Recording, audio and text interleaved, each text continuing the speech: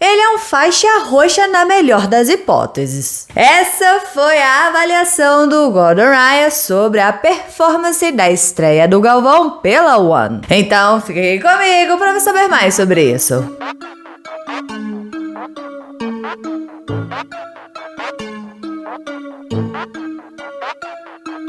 Neste sábado, dia 26 de março, nós tivemos a estreia da Danielle Kelly e do André Galvão na One, mas em uma luta de grappling, não ainda de MMA, como muitos estão esperando. Ambos empataram as suas lutas, porque de acordo com as regras do evento, quando não há finalização, é empate. Mas os dois tiveram bastante domínio em suas lutas, tanto domínio que rendeu um prêmio para Danielle Kelly de $50 mil pela sua performance. Se vocês quiserem assistir as lutas, vou deixar o link aqui na descrição. A luta do Galvão aconteceu porque o seu oponente o desafiou a uma luta de grappling assim que ele venceu por finalização a sua última luta de MMA, onde ele pegou o microfone e disse para eles descobrirem quem é o melhor grappler de lá. E finalizou dizendo que iria estrangular o André Galvão. O The Hitter detém um recorde invicto de MMA de 15-0, sendo 10 por finalização. Vamos lá, a luta do Galvão me surpreendeu um pouco.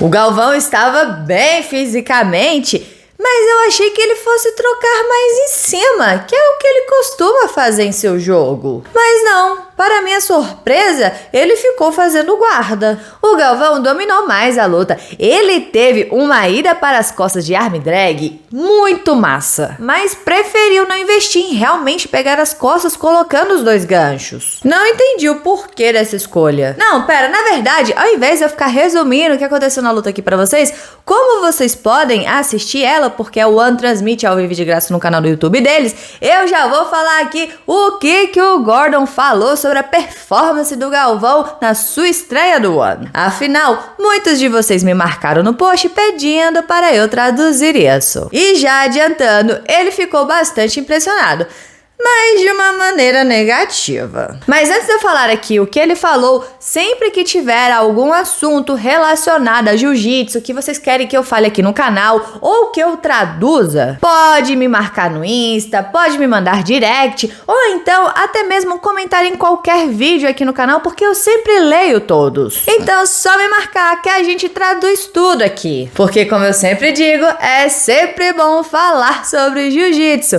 Então se você ainda não é inscrito no canal, se inscreva aí pra você não perder esses assuntos. Afinal, a gente fala de jiu-jitsu todos os dias e eu vou deixar também aqui na descrição o meu Insta, caso você queira me seguir lá. O Gordon já começou o post daquele jeito, dizendo: é sério que essa é a melhor chance de vocês? Fazendo referência que ele vai fazer o super fight contra o André Galvão e muita gente tá falando que o André vai vencê-lo. Ele disse que está muito feliz por essa joia de luta que aconteceu no ano, porque não é sempre que vemos o olé do Galvão nos tatames e ele não decepcionou. Ele parecia com seu antigo eu em cima, só que sem a sua capacidade de wrestling. Ele estava com um time decente, alguns bons tiros, mas luta de mão medíocre e ele já esperava por isso. O Galvão é literalmente, na melhor das hipóteses, um faixa roxa no chão. A melhor jogada dele na luta foi aquele arm drag da meia. Mas aí ele começou a massacrar todas as suas oportunidades de colocar os dois ganchos. Sua guarda, especialmente seus ataques por baixo, são inexistentes. E é melhor ele esperar que Deus atenda suas orações e não deixe o Gordon por cima dele, porque senão o Galvão pode morrer. A sua passagem é tão rudimentar e quase tão ruim quanto o seu jogo de guarda. Ele tem uma boa qualidade de movimento, mas zero de direção. Apenas bate nas pernas de maneira imprecisa e espástica, deixando muitas oportunidades em aberto. E ainda por cima, não conseguiu finalizar a sua luta, o que é uma pena, porque seria sua primeira finalização no no-gi depois de quê? 8 anos. Talvez da próxima, o One possa colocá-lo contra algum oponente que esteja vindo dos seus instructionals. E talvez assim o André possa finalizar. Mas mesmo assim, o Gordon disse que duvida disso. Ele então marcou o Mo e o ADCC, dizendo que realmente vai ficar muito chateado se o fizerem sair de casa para ir lutar esse evento. Que vergonha! Ele não acredita que é todos os dias bombardeado por pessoas dizendo que o André vai ser o único a bater nele.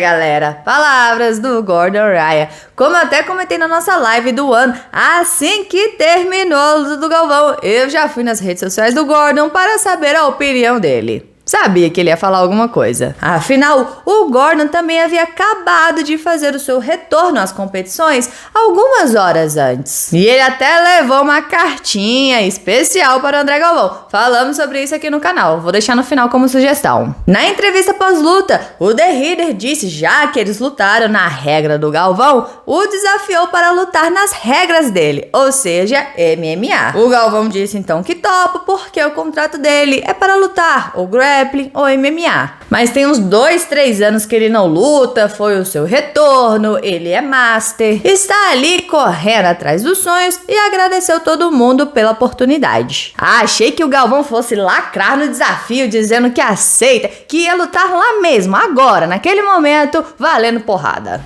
O que seria bem massa, né? Mas eu acho que eu tô assistindo muito aqueles eventos russos. Agora me conta aqui, o que vocês acharam da performance do Galvão no seu retorno e dos comentários do Gordon Ryan? Então deixa aqui embaixo a sua opinião. Bora conversar sobre isso, porque é sempre bom conversar sobre jiu-jitsu. E não se esqueça de se inscrever no canal, curtir e comentar para dar aquela moral pra Rafa, porque aqui tem vídeo de jiu-jitsu todos os dias.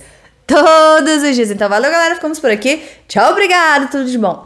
Separei esses 2 videozinhos aqui pra você. Como eu já havia informado antes, um é falando sobre os resultados do Who's Number One e esse outro aqui é uma posição que eu gosto muito. Então se você não assistiu, assista porque eu recomendo.